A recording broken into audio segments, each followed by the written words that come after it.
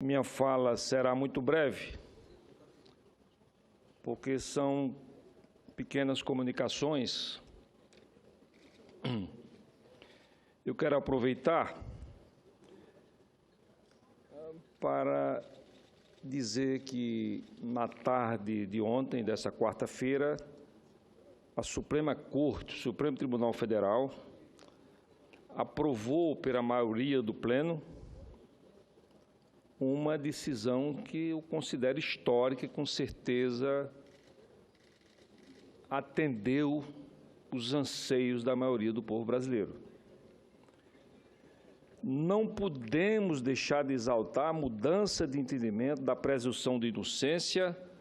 pronunciada pelo Supremo Tribunal Federal no julgamento do habeas corpus 126.292. Por 7 votos a 4,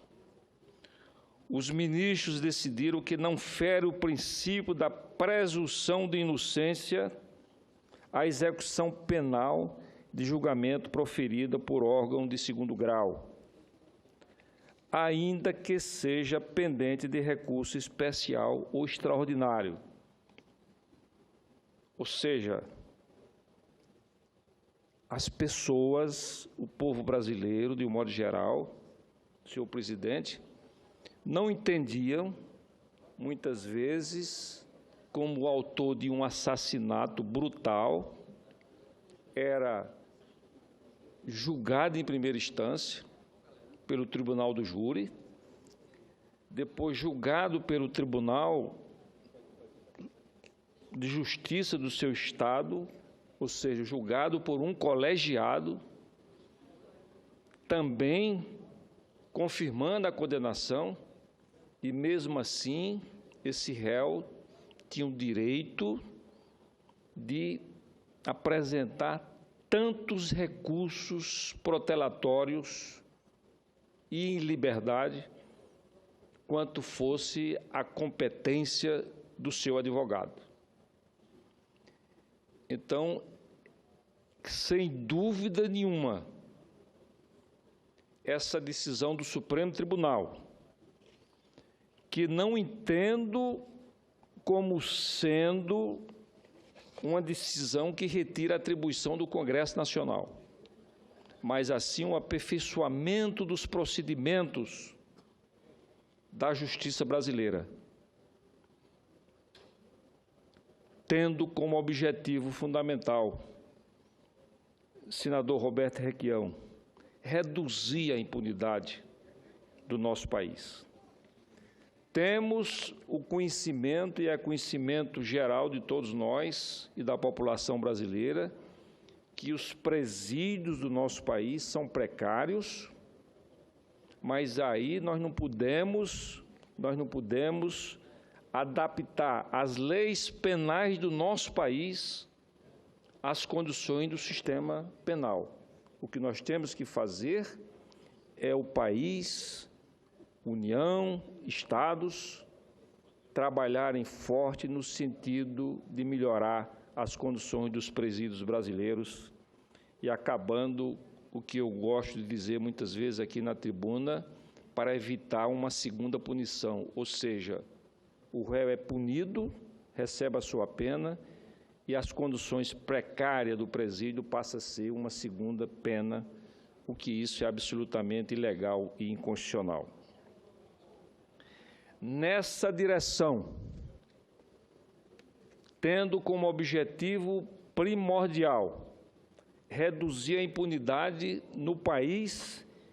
que tanto incomoda a população brasileira. Essa impunidade leva a insegurança, angústia, desespero e, muitas vezes, morte para as famílias brasileiras. E, nesse sentido, eu quero dizer a todos os brasileiros que tive a satisfação de apresentar aqui no Senado Federal o PLS 2 de 2016, que trata exatamente do aumento da pena para os crimes hediondos. Então, aquele criminoso que foi considerado e punido como crime hediondo, ele sendo primário, a sua pena foi aumentada de 3/5 para 4/5 a sua permanência, ou melhor, ele só terá direito à progressão de pena depois de cumprida, em regime fechado, 4/5 da sua punição. Ou seja, ele tem que cumprir 80% da sua pena para poder ter direito à progressão de pena. Nesse caso, o criminoso reincidente e o criminoso primário, a sua pena passa a ser de 60%, de forma que ele possa ter o direito da progressão de pena. Então, é um fortalecimento do Código Penal brasileiro, no sentido de que possamos, passo a passo, reduzir a impunidade do nosso país. Mas eu queria falar um pouco desse PLS 2, que eu tive a satisfação, senhor presidente, da Comissão Especial de Desenvolvimento Econômico, de Desenvolvimento Nacional, não é? Isso é a Comissão Especial do Senado Federal, a chamada Agenda Brasil, que está fazendo a prospecção dos melhores projetos, daquele que a comissão considera como os projetos que são mais urgentes para melhorar a qualidade de vida do povo brasileiro. Eu já tive um projeto escolhido, que foi o projeto da revitalização do Rio São Francisco, criando as condições para que essa revitalização seja de forma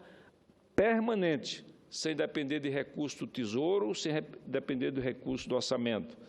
A exemplo do que já acontece nos outros países. Eu me inspirei na revitalização do rio Mississippi, nos Estados Unidos, que desde 1910 até hoje nunca houve um dia em que os trabalhos de revitalização não fossem feitos. Isso quer dizer o seguinte, que as empresas que geram energia com a água do Rio São Francisco vão pagar um percentual sobre o seu faturamento bruto para criar esse fundo administrado pela Codevasp de forma